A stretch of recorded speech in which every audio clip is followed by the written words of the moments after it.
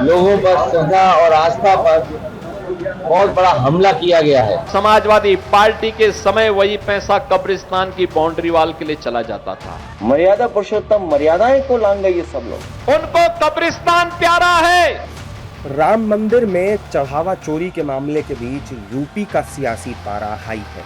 एक तरफ विपक्ष की ओर से अखिलेश यादव और दूसरी ओर सूबे के मुखिया योगी आदित्यनाथ। राम मंदिर मामला अब सियासी बयानबाजी के केंद्र में आ चुका है, जहां अखिलेश राज्य की योगी सरकार पर फेलियर और भगवान के घर में लूट करने का आरोप लगा रहे हैं। वहीं दूसरी ओर सीएम योगी आदित्यनाथ अखिलेश यादव पर हिंदुओं का पैसा कब्रिस्तान में खर्च करने की बात कह रहे हैं। बुंदेलखंड के बांदा जिले में भी सीएम योगी ने जनसभा को संबोधित किया, जिसमें उन्होंने जमकर सपा प्रमुख पर हमला बोला। बांदा में भी सीएम योगी ने कहा कि हमारी और समाजवादी पार्टी की सरकार में यही अंतर है कि हमारी सरकार में आपका पैसा मंदिर के सौंदर्यीकरण में जाता है और समाजवादी पार्टी की सरकार में आपका पैसा कब्रिस्तान की मरम्मत के लिए जाता है। याद करिए, हम विरासत का संरक्षण करने के लिए जो पैसा आज हमारे जनप्रतिनिधिगण मंदिरों के सुंदरीकरण के कार्य के लिए प्रदान करते हैं, ये पैसा समाजवादी पार्टी, पैसा तो आपका,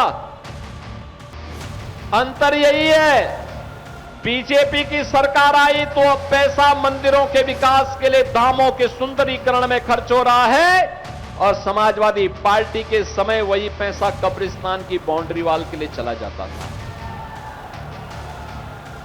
उनको कब्रिस्तान प्यारा है, इसलिए वे राम मंदिर और काशी विश्वनाथ धाम और मां विंध्यवासिनी धाम और नैमिषारण्य और चित्रकूट धाम के विकास का विरोध करते हैं। जनसभा को संबोधित करते हुए मुख्यमंत्री ने महिलाओं की सुरक्षा को लेकर भी कड़ा रुख अपनाया है।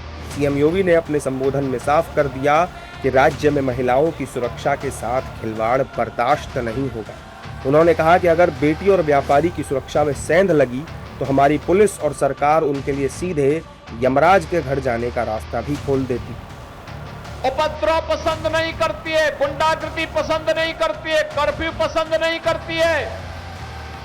बेटी और व्यापारी की सुरक्षा पर सेंध लगाने वालों को चेतावनी भी देती है, और नहीं मानते हैं तो उनके लिए यमराज के घर जाने का रास्ता भी खोल देती है।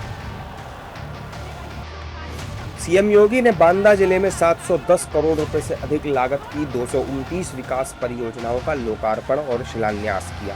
कार्यक्रम के दौरान सीएम योगी ने अलग अलग जन कल्याणकारी योजनाओं के लाभार्थियों को नियुक्ति पत्र, स्वीकृति पत्र, चेक, आयुष्मान कार्ड, मुख्यमंत्री कैशलेस चिकित्सा कार्ड, प्रधानमंत्री एवं मुख्यमंत्री आवास योजना के लाभार्थियों को आवास की चाबियां और स्वरोजगार से जुड़े लाभार्थियों को टूल किट भी वितरित की।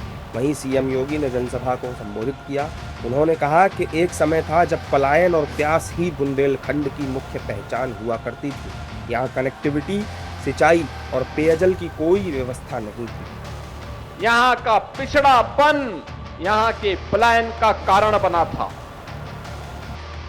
यहाँ के नाम पर पिछड़ापन इसका पर्याय था।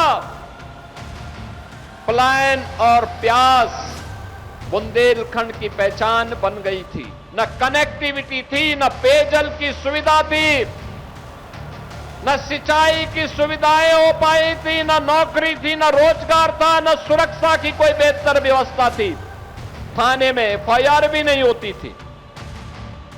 नौजवान प्लान कर रहा था, अन्नदाता किसान आत्महत्या कर रहा था, व्यापारी भय के साए में जी रहा था, बेटी असुरक्षित थी, और वह बुंदेलखंड अपने अस्तित्व के लिए जूझ रहा था।